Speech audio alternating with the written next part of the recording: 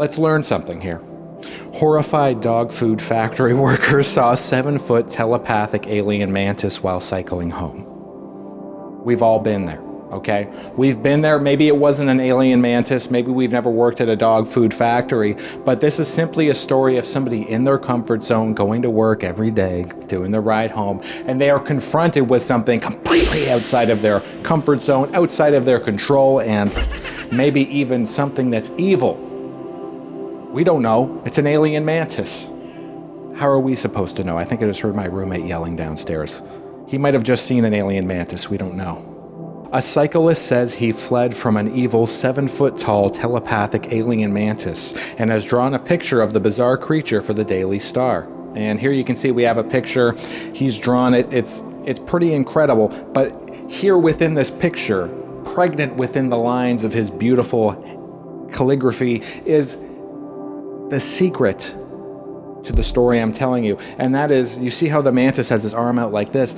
In the mantis culture, you see, I've met many aliens. I'm an alien mantis guy.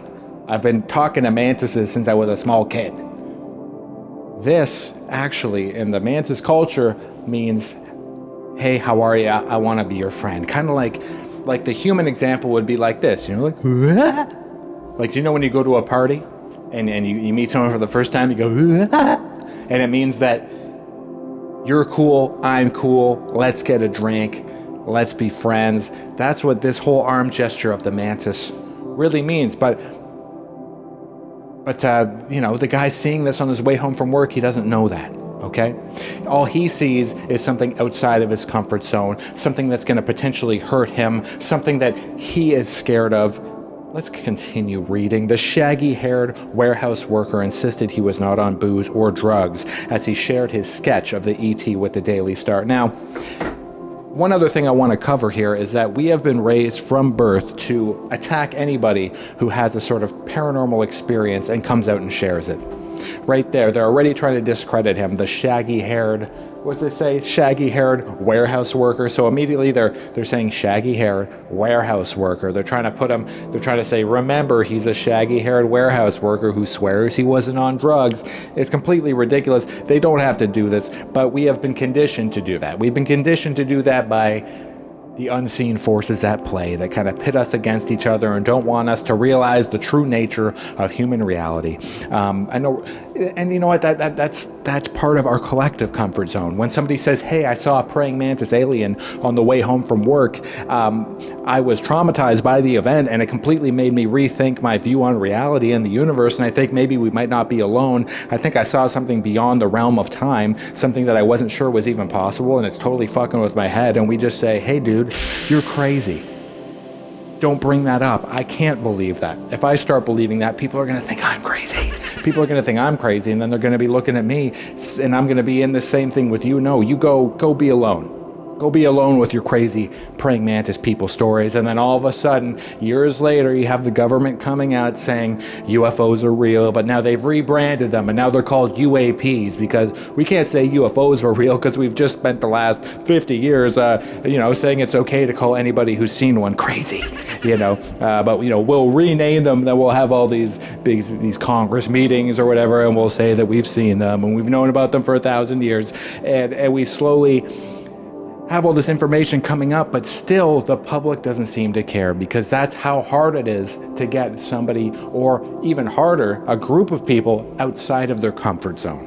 It sounds crazy, but I felt I could sense its feelings towards me, and it was just like pure alien hatred. And while I don't know this mantis in particular, I know that most mantises are completely friendly to human beings. They love us. They think we're the best. They love all the little plastic trinkets we make. They love to go swimming in the plastic ocean. They love to sit on the little plastic islands, and they have their little dances out there. And they think that we are so fucking cool. And the fact is, I don't know, maybe this mantis was mean. It's possible. It's possible that this man was a hateful mantis. I'm not saying they're not out there. There could be hate. Hate exists throughout the entire universe. It's the other side of the coin with love. This guy's overthinking. Like we've covered all the important parts of the article now. We don't need to overdo it. We get the point. He saw an evil alien mantis. He felt threatened. if he had known that the mantis was probably nice, he would have not felt so threatened, and maybe he would have made a friend in the stars, a friend in the cosmos. And you can see here the way that we block ourselves, have that tunnel vision to keep ourselves in our comfort zone, it can block us from new opportunities in life. The mantis just wanted to be friends.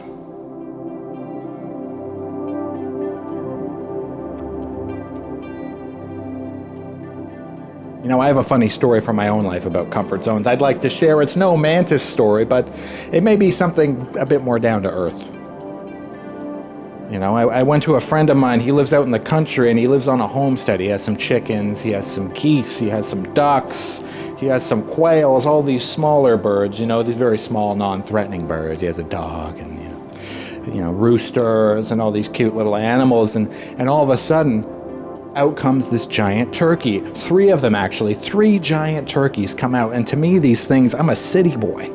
And to me, these turkeys, they look horrifying. They look like little demons. They look like little dinosaurs. They have those dark nothingness eyes, kind of like a shark. Have you ever been to the aquarium and you've seen a shark and you just see there's nothing there? That's the same thing with these fucking turkeys.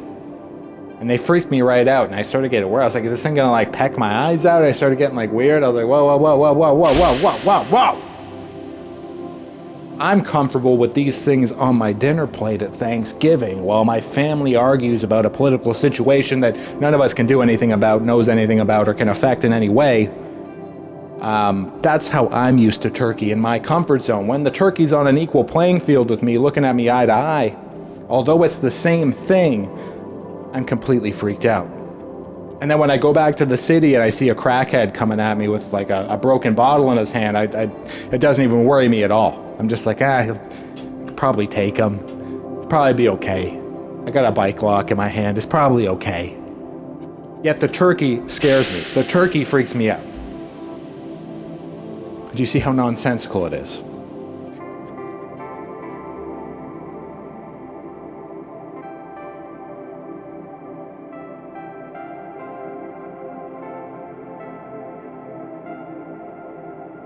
It often seems that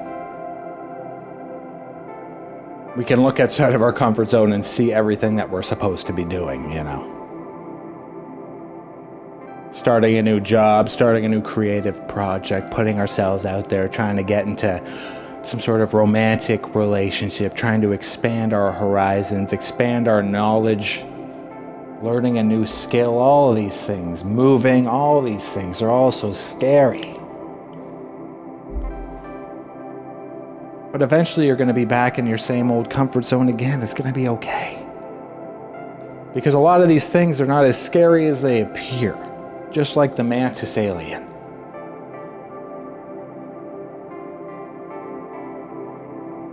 Because the mantis alien was just trying to be friends.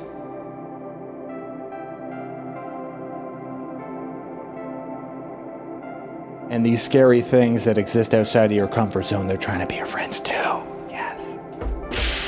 If you've made it this far,